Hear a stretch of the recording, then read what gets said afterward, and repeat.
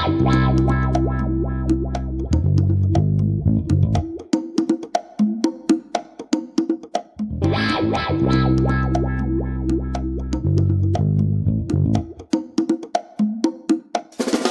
up, everybody? Jay Miller here, bringing another Productivity in Tech podcast.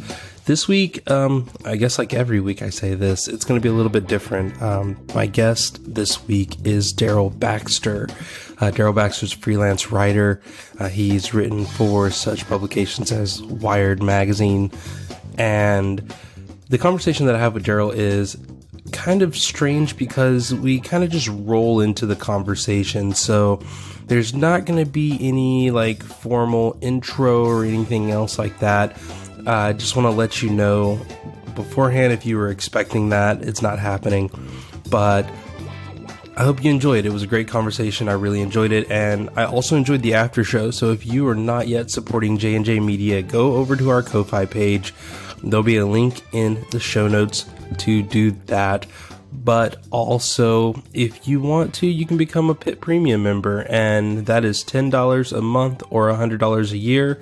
You get special access to our premium groups in our discourse, as well as our Slack workspace. And it's all about helping people be more productive at whatever it is they want to do. So again, that's productivityintech.com/memberships for that information. But without further ado, here it is, my conversation with Daryl Baxter. Starting my recording. Don't worry, we got plenty of time. I just do it so I don't forget. Yeah, sure. I've first time caller, long time listener. You know, I've been following what you've been doing with the Outpost show, and I haven't checked out Palkeys yet, but okay. I could probably get into that. I've listened to so many podcasts at this point. I'm just I bet it's so hard to keep up. Yeah, I bet. Oh, thank you. I appreciate that. Absolutely. So I have my checklist that I go through just to make sure I'm not forgetting anything. Anything in particular that you definitely want to cover? I know the Outpost show is on a hiatus at the moment, but it is coming back in about, give or take 5 weeks' time. I mean, when is this episode coming out? Monday. Monday. Oh, that's fine. Yeah. I mean, to be honest, I'm in the midst of planning it all now, so we can definitely kind of broach maybe how to do like a sequel to a series almost of a podcast, something that I'm discovering now, because that's a whole new feeling for me. And I'm doing a questionnaire. Don't know if you've seen it at all, but that's something I'm trying to push this week, just for feedback, really. So that'd be something nice to cover. Let's see. So we've got that. Obviously, the Palkeys thing. Like the writing. I mean, I've listened to a few things. I mean, listened to the episode with Aileen a few hours ago. That was pretty good. I enjoyed that one. Is there anything in particular that you kind of want from me, whether it's maybe my productivity methods or kind of my workspace, things like that? You know, one of the things that I did early into Pitt's life was I stopped focusing so much on the productivity and started focusing more and more on the person. And a lot of that comes from just understanding that everyone does something similar and something different. So if we can figure out, you know, okay, what's the similarity and then what are the differences, people tend to you know, take their own productivity advice from the conversation. And I've learned just the more and more you try to force it, usually the worse it comes out. So yeah, I've just started making it, you know, talking about the person and what they're doing, how they're doing it, and ultimately what are some of the struggles and the rewards from that. So it's you know, if it comes up, it comes up, but I never try to force the issue. Yeah, that's great. Yeah, that sounds good. I mean, I'm never one to kind of plan every every episode like I do with Outpost show. Just went along with it really, and just kind of went from there. But yeah, I mean, to be honest, I mean, we can definitely kind of broach like those topics. And to be honest, yeah, I'm sure we can, cover a lot of ground really in that. But yeah, I mean, I'm just willing to just kind of go freestyle and just see where it takes us really. I've been looking forward to it. And I know that you are primarily iPad life, right? Oh, I mean, absolutely, that's the whole idea of the Outpost. So that's going to be one of the things that will definitely come up, because I'm not iPad solo, but I am iPad heavy. So I definitely get that. And then so the conversation, the way that it'll work is it'll be about a 30-minute conversation for the actual podcast itself. And then at the end, there's what's called the after show, in which that you just ask me a bunch of questions, whatever you want to ask. I'm an open book. They can be about productivity. They can be about video games. They can be about anything. It's ultimately your time to get to learn more about me, either as a podcaster, as a person. The way that I see it is I always invite people that I would love to be friends with. So it's it's one of those parts where like I hate learning so much about one person and then at the end just being like, all right, thanks, and then click and never talking to that person again. So it's a great way to keep the conversation going. And then also the pit members get to listen to this as well, and they love it more than the actual podcast. So I've thought about just making it its own show, but at the same time, then I wouldn't have anything to give to the patrons. I could flip it. I could just have a regular show. Yeah. Oh, well, yeah, that's really smart. I like that. Yeah, that's really good. Because I've got a Patreon myself, and at the minute I've got like a feed where it's on its own schedule. So there's like when the Outpost show was running, I'd do like an episode like the week before it was broadcast, and with Power Keys, it's kind of like a 3 days before. But now and again, I'm kind of like, because I've like recorded and edited like so many already, I've just got like a vault essentially, Jay, of like these episodes to go. So I'm just like, just take one, just have an episode patrons and just enjoy. So yeah, I'm kind of figuring out actually like membership things. So yeah, that's an interesting thing I'm looking into at the minute. And obviously Patreon is its own little thing as well. Yeah, it was interesting to see that the Patreon is going in that direction. I stopped using Patreon a year and a half ago and went to just a standard membership model through like member something. I forgot. It's one of the ones that connects with Stripe. And one of the key reasons for that is I'm a productivity coach.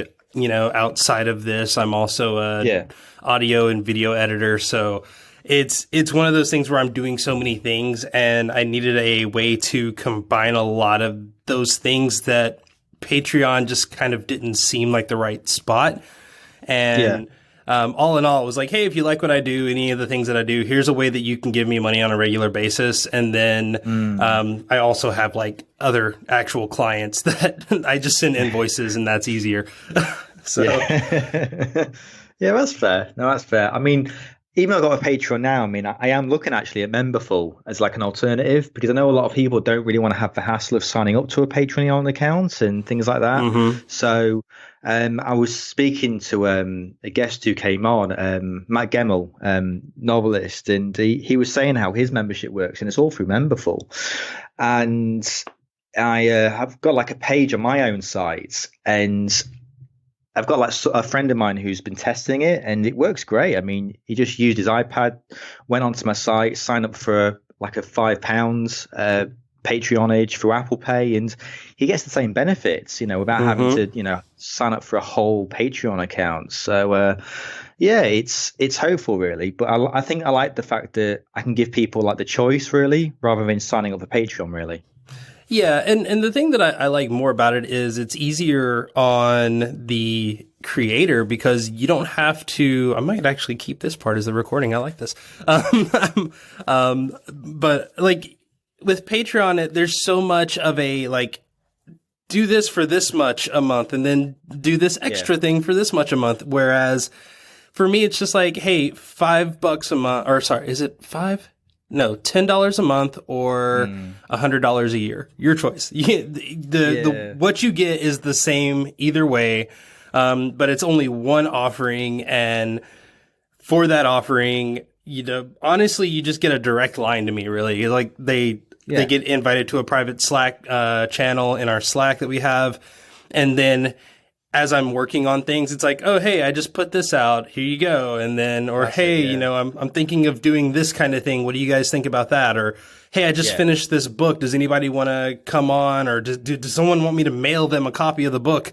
And, they can read it. And so it's really more like there is no set like membership rewards. It's just kind of like, hey, you're going to be the people that I do things for first. And it's worked. I mean, most of the people who are members are just like, hey, I just like what you're doing and I want to support you. So, I mean, a lot of them I'm like, well, hey, what would you like? And they're like, yeah, I'm good. So. Yeah, that's it. I mean, I hate to use like corporate speak, but it's kind of like, I might regret this after saying it, but like passion pays. In a sense, if that makes sense, because, you're pushing out like the things that you enjoy to do. And if people are willing to, pay for not pay, but support you, through these gold coins that we call dollars or pounds or anything else, then I think it just kind of spurs you on even more to, not only do like a better job of what you're doing, but, kind of see what else you can do to help these people as well, and, I know I've got a Slack myself, and I've kind of dabbled in like, well, should I do like exclusive members for it for Patreons? But I kind of like look at Twitter and I think, let's just bring people in regardless. Let's just have some conversation. And that's what my Slack is. So I just hand out like the invites, and it's become like really fun actually, because there's times where we'll do like at the moment, every Friday it's like a podcast club instead of a book club. So everyone just kind of like sends over like a podcast recommendation, and it's really fun, and you kind of get a lot of great insights. So I am thinking about like what else I can do for that membership as well. But yeah, the memberful is really encouraging at the minute. So I want to see how it goes there. I definitely think that memberful is kind of the way to go for content creators going forward. I think that, I mean, even Patreon has changed their model a little to kind of mirror, not necessarily what memberful is doing, but kind of go along those lines. And if you look at what a lot of the larger, podcast organizations like Relay FM and, I don't know if Maximum Fun does it or not. I know they do their big fund drive, but I know a lot of the larger podcast groups are kind of closer to this, hey, pay for a membership. The membership gets you certain things, but it's not like you get, option A for $2 a month, option B for, $3 a month, option C for $500 a month. And it's just like, it's too much to maintain. Yeah, it is. It is. I get that. I mean, I am a bit worried because, Patreon did buy memberful like last August. So there is that like underlying feeling of like, well, are they going to maybe, merge the whole thing like in a couple of years time? But they have said that they are going to keep it independent, similar to how like Facebook does with Instagram and WhatsApp. So, I'm hopeful in a sense, but I think there's always that kind of niggling part at the back of your mind to think, well, what if, how could this impact the members that I have now? How is it going to happen with, say, the cut that they would get? And I mean, Patreon and memberful, because, even like memberful, £5, £4.30 of it. So 70 pence goes to them. So, there's another factor in this as well. But, I'm kind of happy with how it is at the minute. I think at the moment, it's just a fact of, because of this exclusive podcast feed I have on Patreon, what I did for my friend who signed up to the memberful, I just gave him like the Patreon podcast feed, and it saved me a hell of a job because it just meant that I didn't have to set up a whole private podcast feed on my site. I just sent him the Patreon one, which is so much easier. But whether that's cheating, I don't know, but it's just an easier way of kind of giving members like an added benefit. Well, one of the things that I did, because we have a second feed for the members, I use Transistor, which was created by, I can't think of his name right now. It's Mega Maker Justin Jackson, out of Canada, and he's one of these like serial makers where he just makes a bunch of stuff and then tells people about it. And the thing I like about it is it's a single rate for all of your podcasts, no matter how many that you host, and you pay per downloads. So, I mean, none of my podcasts, I think the lowest tier is like 15,000 downloads a month or something like that. And it's $10 a month. So I have like 7 podcasts that are hosted on Transistor that just sit there, and I'll put out a show on, What I'm with Jay Miller. I'll put out a show on Pitt. I'll put out a show on, Ask a Brit. And I'm still just paying $10. Like, I'm not paying, $10 for this podcast, $10 for this podcast. It's just a one-time fee. And really with J&J Media, one of the things that my friend Jamie and I are trying to do is leverage that to bring more people in, I guess, to kind of create our own somewhat of a network of like, hey, you want to get a podcast off the ground, you're going to need, social media capabilities. So we have a buffer account that people can sign up for. You can jump onto our Transistor account and host essentially your podcast for free. We have it's called a Ko-Fi. It's like KO-FI, where the funds for that go to all of the artists. But then we also let, those podcasts, if you have a podcast on that network, if you want to do your own private Patreon, you can, and you get to keep 100% of that. And all we ask is that you help pay for the Transistor fees if we do reach, over the 15K mark, and then we got to jump up and it's like $30 a month. But it's a way to make podcasting still your property, but also be economically viable instead of having to basically give your content to Anchor.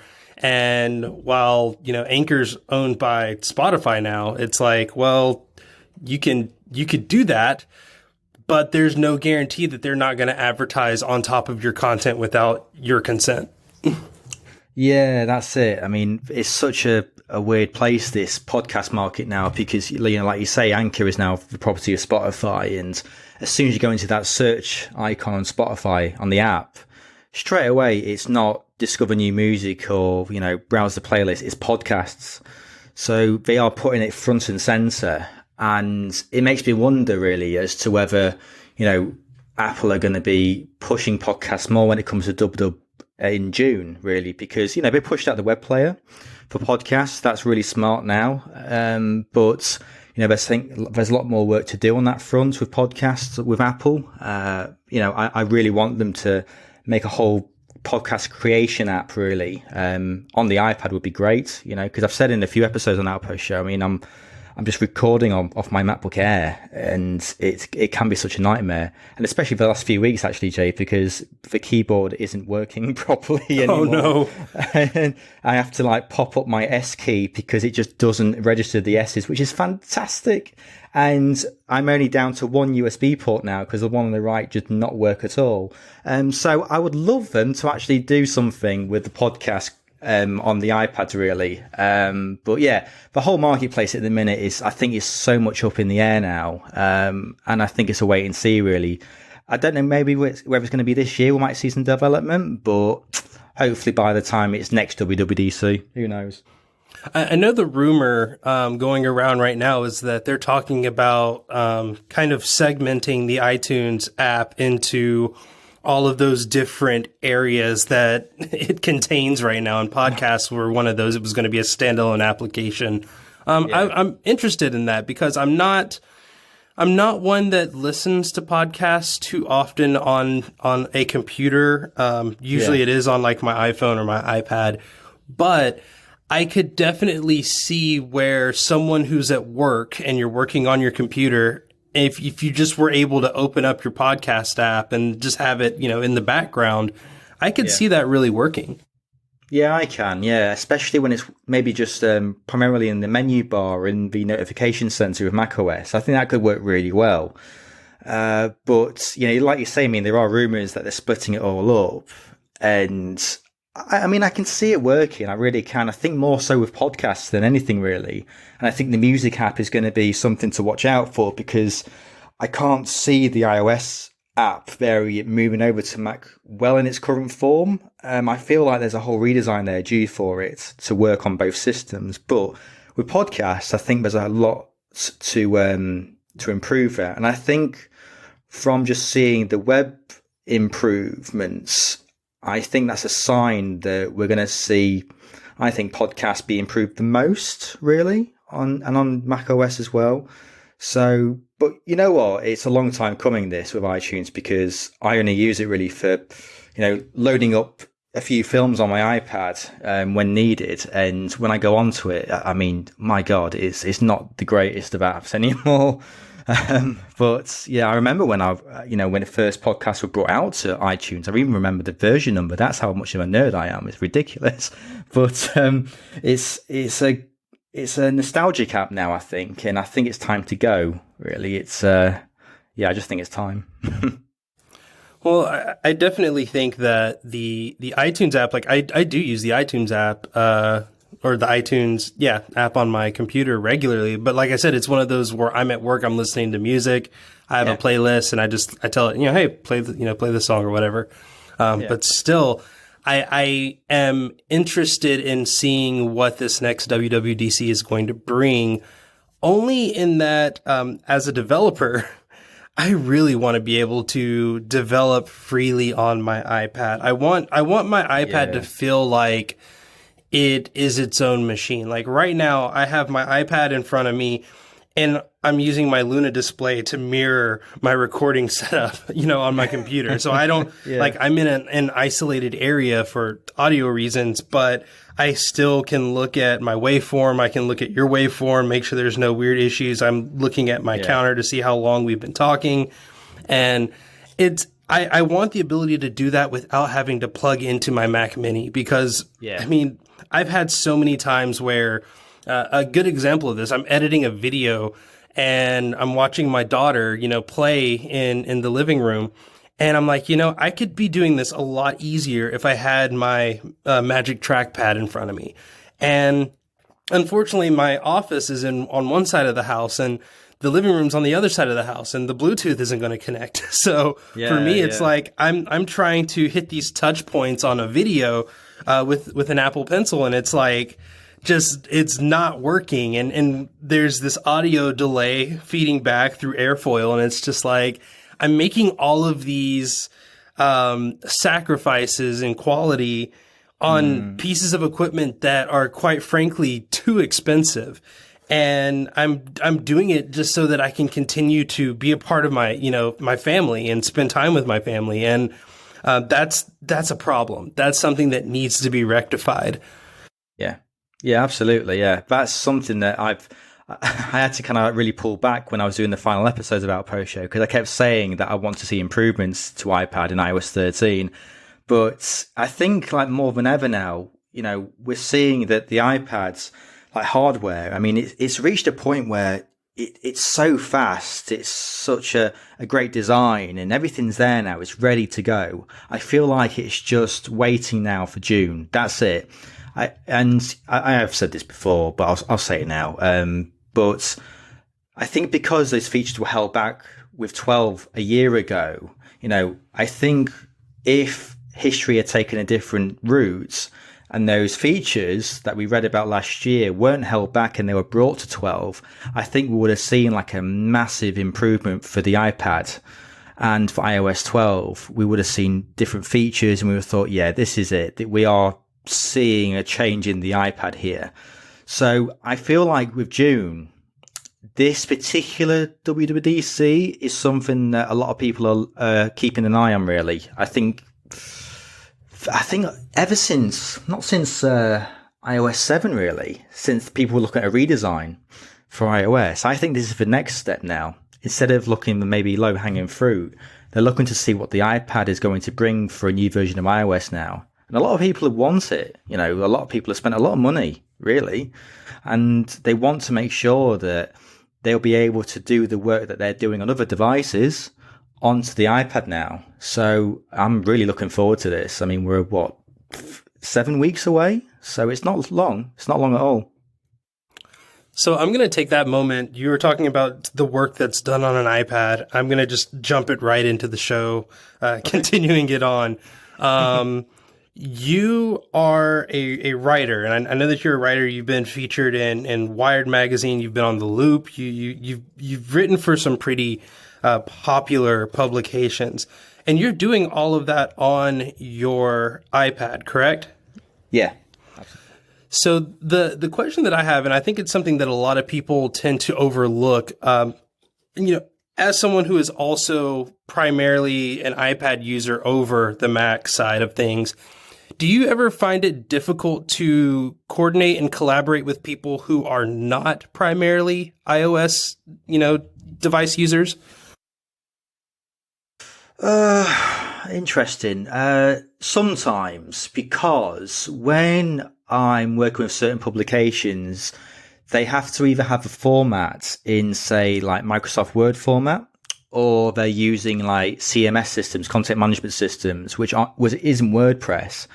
So it can be difficult sometimes to kind of, send the content across, because, there are CMSs out there which aren't really built for mobile operating systems. So sometimes I will just have to say, look, can I just email you this document instead and just see what we can go from there?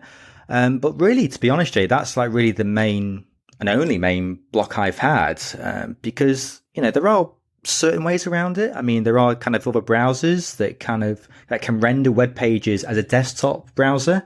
I know there's iCab Mobile, which has been really useful. So, I mean, it can depend on the publication, but overall, Jay, it's really been a non-issue. And how is that's improved over the last couple of years? I would definitely assume. I still have like bills that I go online to pay for, and no matter, it's funny, I have a better resolution on my iPad than I do on my Mac Mini because it's plugged into this, whatever monitor. I don't even know who makes it. But it actually doesn't, like, the website won't load on my iPad because it says, oh, well, you need Chrome or Internet Explorer. And I'm like, what? and luckily, if I just pull up Safari on my Mac Mini, it works. But it's funny that there's still this mindset of, like, we haven't even acknowledged that mobile exists still at this day and age. I mean, like, mobile phones have been popular for almost 2 decades now, and people are still not tailoring their content with the mobile first idea. Yeah, that's it. I mean, the feature in Safari where it says request desktop site, I mean, that's been really useful for certain situations like this. But there are times where you'll press it and it won't request for desktop. It'll just reload the page, which isn't really the greatest of moments. But I mean, I'll go back to iCab Mobile because I'll just go in and I'll say, right, it's saying to use Chrome or Internet Explorer. So all I do is just go into iCab Mobile, go into the settings, and I'll say, right, can you now say that I am logging on to a computer with Internet Explorer or Microsoft Edge, and it will just render the page as if I'm using a desktop class internet browser, and I can just use all the features as I can on the iPad. So iCab Mobile has been so useful for that, especially when I'm paying my electric bill. That's really helped actually the last few months. So I don't know if you heard the ding, but I literally just downloaded iCab Mobile because I want to see.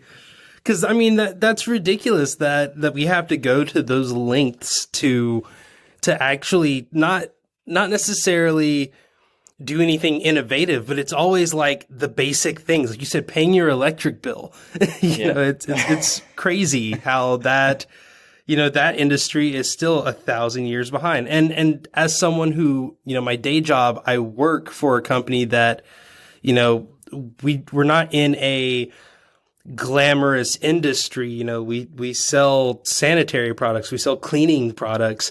So, I mean, most of our biggest customers are like bulk cleaning companies and janitors, services and things like that.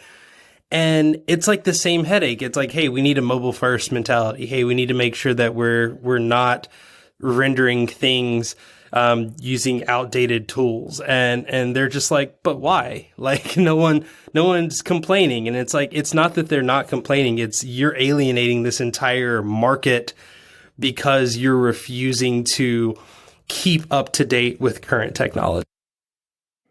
Yeah, that's it. I mean, there is another fear that kind of goes in when I see like this only has to be used on a desktop computer, because then that makes me think, oh no, they're going to require Flash now. It's not just this browser. It's going to be Flash. And I'm like, there is no feature on iPad or iPad mobile that's going to do this for me. So, luckily, I haven't actually come across that yet, which is, I'm actually surprised by, to be honest, because then that gives me the impression of, well, if you're still requiring a Chrome desktop, then why can't it just come to iPad anyway? So, I'll go onto tools and tools on iPad mobile, and it just works fine. There's no issue there. I mean, I'm looking at the features now, the types of what I can go on. I can go on PlayStation 3 for some reason, Pocket PC, Nexus 1, Chrome 54, Internet Explorer 6 if I want to go really like retro. It's there. So, I haven't he hasn't requested anything for Flash yet, which is great. So at the moment, it's a good workaround. But, to be honest, again, if I can have this on Safari in 13, then it'll be great. I'm looking forward to that if that happens. I think the next question that I had is probably one that, I don't know, it's more of a philosophy question for you. As someone who writes content, that is, I would believe your primary source of income. As someone who writes content, I often see one of the biggest offenders of way too many ads on a web page served by these publication sites. And I understand where they're coming from. Newspapers make money by selling ads and selling, sections on their pages. Magazines are the exact same way. A lot of these internet publication sites are owned or work with those same publication companies. So why not transfer that same idea of selling real estate on your page? But as someone who writes content, how do you approach the adpocalypse, I think as people have called it? So do you mean maybe SEO, like maybe aiming articles towards, what the advertisement could be doing on certain pages, or?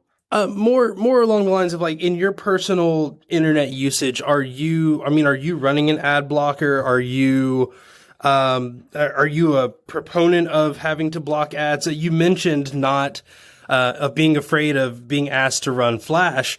Obviously there are some security issues with that, but there are also security issues with a lot of malicious ads that get, snuck into these ad aggregation tools. And I've always kind of felt, both sides of the argument on that of like, hey, these writers have to get paid, and in order for them to get paid, unless I'm giving them money to read their content, I need to keep these ads up. But at the same time, if the ads are potentially dangerous or if they're making the viewing experience terrible, I don't want to support that. So I run ad blockers, but at the same time, I'm also one that feels like I will join a membership if I want to support that, that creator. Yeah, that's it. I mean, I do have like an ad blocker that runs on my iPad called One Blocker X, and it's great. But, I've spent it must have been up to an hour of just making sure that I'm kind of blocking the right things. I don't want to just block everything on the web because, I'm a proponent of the web being an open standard, and with journalism and writing, unfortunately we're in a world where ad does pay. It pays and it attracts a lot of people to the publications really. But, there are like blockers in there where, there could be, certain cookies you don't want, or, certain breadcrumbs that will follow you. I mean, Facebook was definitely guilty of that last year. But, I think when it comes to ads on a lot of like journalism sites and news sites, I do keep the blocker off on that because it is what keeps the sites going, and it's what pays a lot of us as well. Really, we see a lot of lists articles, listicles people call them, or they're even moving to YouTube, in form of top 10 surprises in Lost that you may have missed, things like that. But it pays the bills, and I'm supportive of it. And I think especially in this day and age, of whether it's politics or social media or, just society or just the social groups that we all hang around in, everyone has an opinion. And I think when it comes to the ads, you just have to support it. You have to kind of accept it, that is the way of the world. And, from just a view of mine that a lot of my writing is, it is a lot of my main income. I just accept it. It is just one of those things where it has to be done. We live our lives where we have to put up with a lot of things where we don't really like it, but we just do it anyway. And I think with some certain things with ads, I think the same applies really. So, yeah. So earlier we were talking about the membership idea, and it's interesting that there are these it's funny that in order to get around ads, people want to become members instead of just why not both? I think that's actually one of the interesting things that I did. There's a podcast that I've been listening to for probably 5 years now called Daily Tech News Show. And, avid listener to it. And I've, for the longest, have been a patron, of their work, but I still listen to the normal feed with the ads in it. And I do that because it's why not pay them twice? Why not give them the extra penance? If I'm really getting that much value out of it, I could give them more money, or I could take advantage of this way that, my view on this, feed generates them more income. And I think it's funny that we villainized ads, and I'm not someone who says that advertisements are bad. I don't think they're bad. I think if they're done in unethical ways, then they're bad. If they're done in ways that are sneaky or malicious, then they're bad. Yeah. If your 500 word article has 400 words of ads in it, around it, then that's also a problem. But ultimately, I think it's come to the point where ads done in good taste aren't bad, but they're rarely ever done in good taste. Yeah, I agree. I have done articles last month actually where I've said about how, Spotify are advertising their family plan to get a free Google Home Mini. And I've done articles that have said about this, and I've promoted it essentially.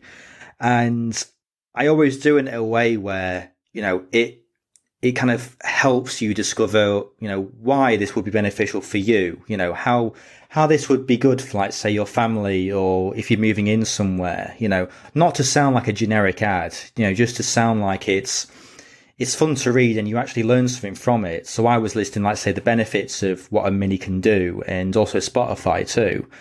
So I totally agree there, Jay, because, you have to kind of, do an article where it's not just reading out an ad about, a certain web provider. It's saying about the benefits of something, but how you can get something out of it in a great and educational way. So yeah, I totally get what you mean there. And I think that there are a few tech writers who have done a really good job about doing that. They limit the amount of ads they have on their page by doing full-fledged sponsored posts and saying, hey, this is a sponsored post. This is what it's about. All right, now we're going to continue with the conversation about whatever the primary content is. And I'm okay with that, because it's funny how advertising works. The idea of the Coca-Cola mentality is we are going to put ourselves so everywhere so that when anyone thinks of a soda, they immediately think Coca-Cola. You don't necessarily have to listen to the ad in order to have the ad work. And I think that's something that people tend to forget. Like, I thought of Luna Display because I've heard so many podcasts mention, oh yeah, I have a Luna Display now and it's great and you should use it. And I've heard it so many times that now I skip the ad, but it's not that I'm skipping the ad because I don't want to support the person. It's like, I already own a Luna Display. I'm not going to buy another one. So, for me, it doesn't make sense. Like, we have a Casper mattress, a Luna Display. I think we've tried HelloFresh and Dollar Shave Club. So it's like podcast advertising obviously worked for us.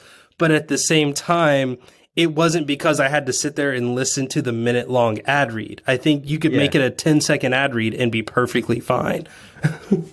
Yeah, that's it. I mean, I've listened to a fair few podcasts where they'll mention Squarespace, and it doesn't apply to me because I'm already paying for a hosting service for my site and the two podcasts, through other means. So I do skip that bit, I admit that. And there's a few podcast networks out there who, advertise Squarespace so much, and I'll just skip it. But I know that if someone is looking to build like a website, or a friend of mine, I will say, oh, I've just heard about this offer about Squarespace. You should get in on that. So, I'll skip the ads, but usually when I press, skip 30 seconds, usually they'll say about the little code. So I'll just kind of like remember it and go, oh, here's this little thing. You should take it. So yeah, I think it helps and it benefits everyone really. So I know what you mean there. So I think the last question that I'll have before we jump into probably more fun conversation is, how has the switch to freelance kind of changed how you do things? Because I know that's kind of a big question, It's like, hey, what's the meaning of life?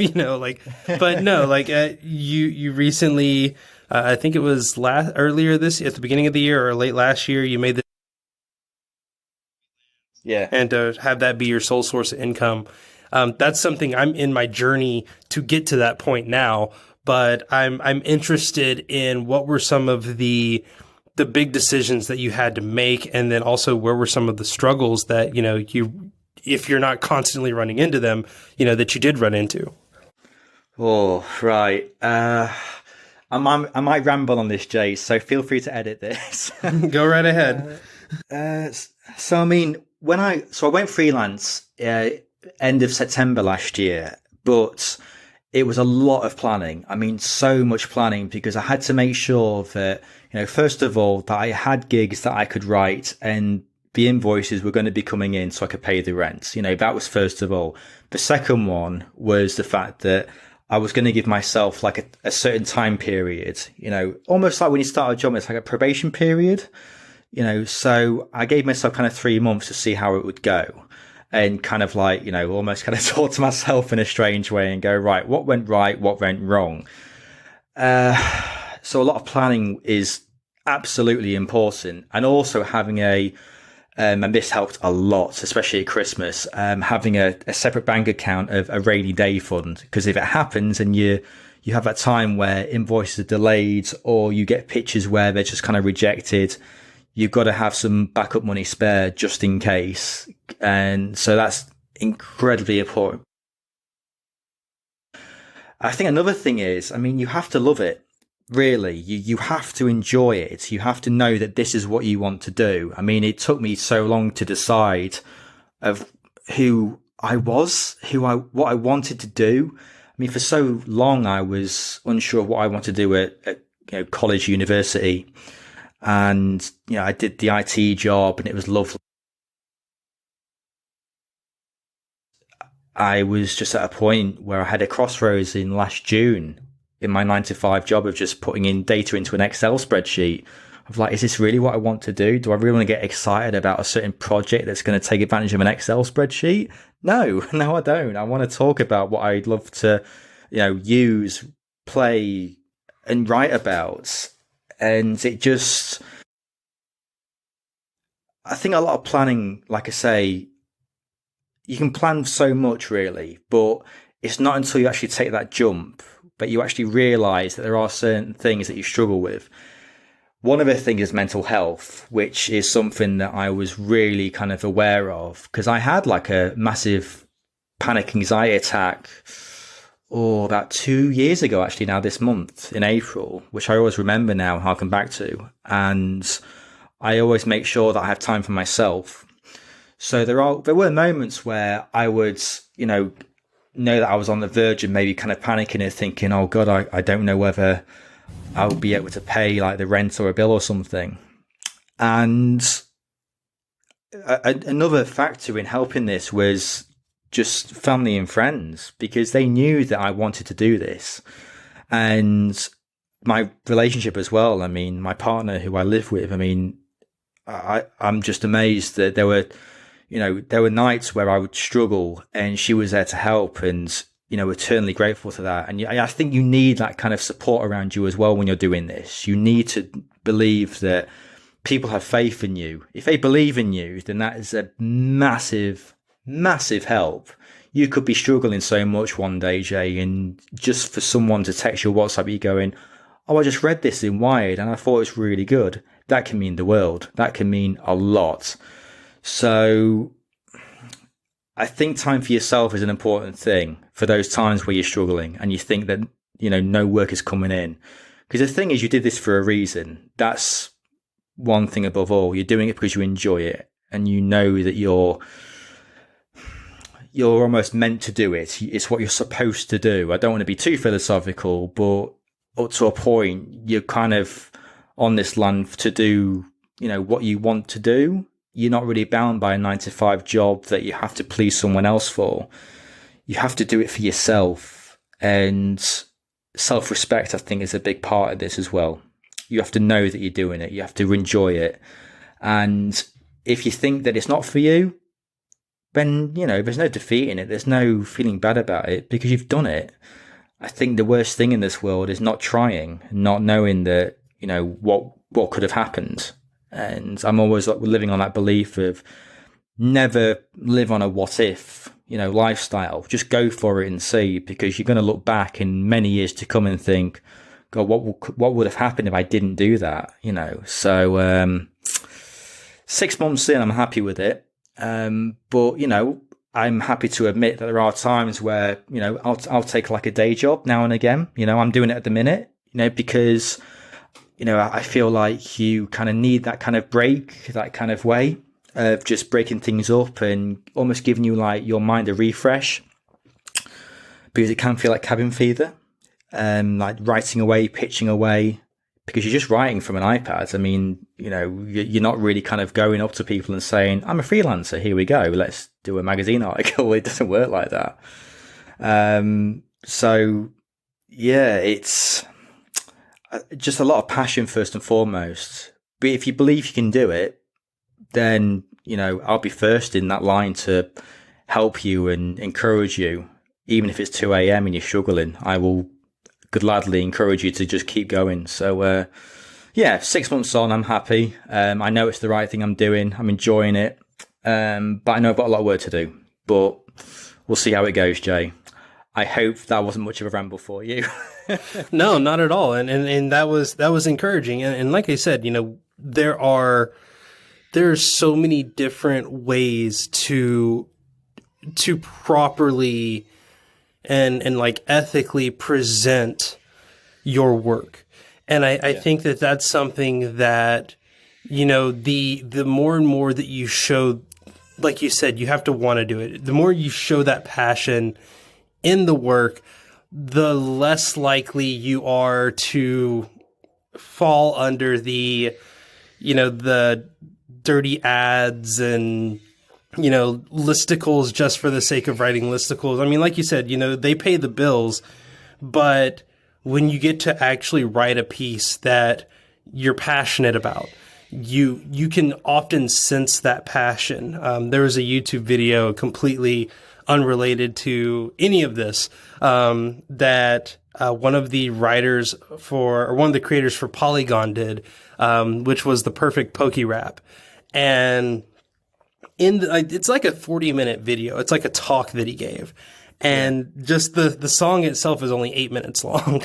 But as he was talking about it, he broke into more and more about why Pokemon as a game, what it meant to him, and what his favorite Pokemon was, and what it was like, undertaking a project like this, and all of the different areas. And you could just tell that he was so excited to finally be presenting something like that. And I think that is the thing that drives a lot of freelancers, not necessarily the people who are saying, hey, we need to do something that's going to get 1,000 clicks, so that we can make $100 off this article. That's something that I look at each and every week that I do this. Like, I make very, very little off of this podcast, like less than $100 a month, probably less than $50 a month, I think.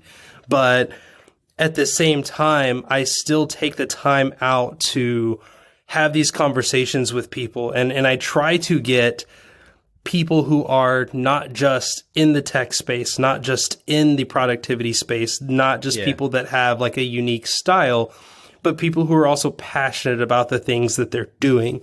And that is something, listening to the conversation that you had, was it with Greg? I cannot remember. I think it was with Greg.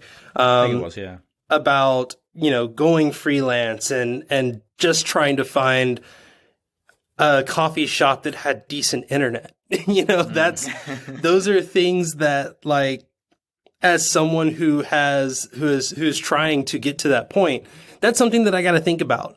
There are so many Starbucks in town, but if I go to one that has the worst internet, then I'm not going to be able to get work done. And just knowing, like, okay, hey, this Starbucks is better, faster, or there's less people that go to this one, so I can actually get more work done, or this one's quieter than that one. It's just interesting to hear conversations that are not dynamic or, epic, and get value from them because of the voice that's coming from behind the microphone, the passion that's coming from behind the microphone. And I think that that's something that you've done very well. And I want to applaud you on that.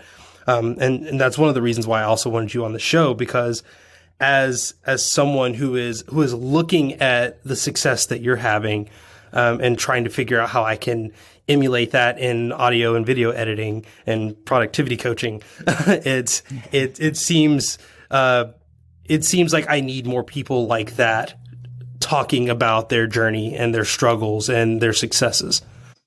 Yeah, I can only say, like, thank you, Jay, for that. It's that does mean a lot.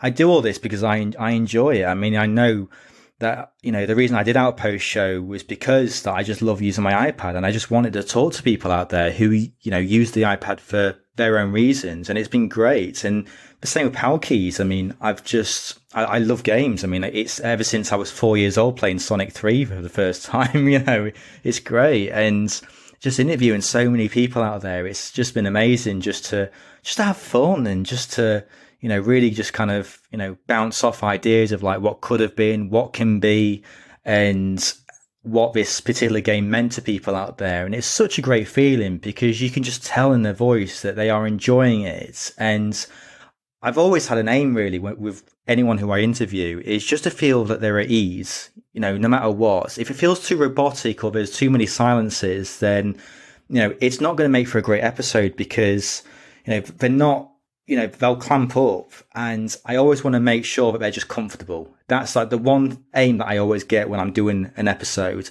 As long as they're comfortable, then I know we're going to have a good time. And I also actually try to just make them laugh like the first 5 minutes. I think if you do that, then you're going to be fine. That's like the main thing, because you can just then, like, just ask them, what really kind of spurs them on, what keeps them going, what they enjoy, and it becomes like a great episode, and hopefully, I've actually just added this up now, and it's crazy. Like, I've almost done 70 episodes, of Outpost Show and Power Keys all together, and I hope that's kind of showed through, really. And I'm just looking forward, really, to what future episodes will bring for both shows.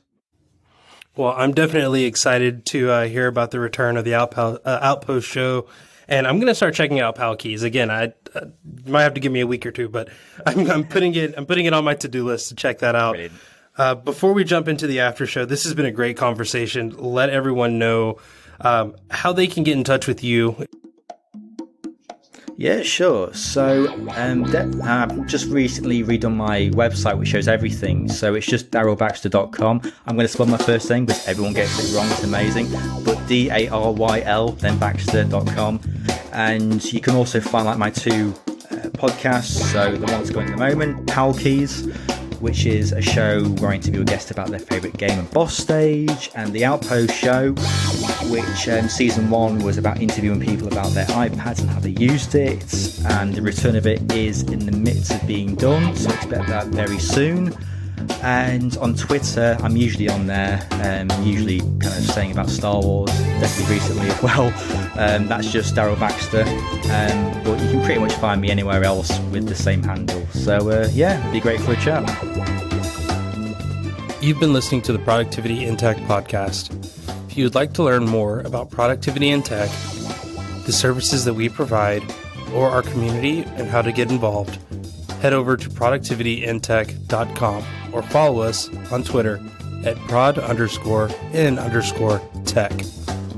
Thank you to Nadir Omawali for the use of his song A Hustler in Spite of Myself for the intro and outro music. I've been your host, Jay Miller. You can follow me on Twitter at kjaymiller.com. Thank you for listening. I hope we've been productive, and have a great day.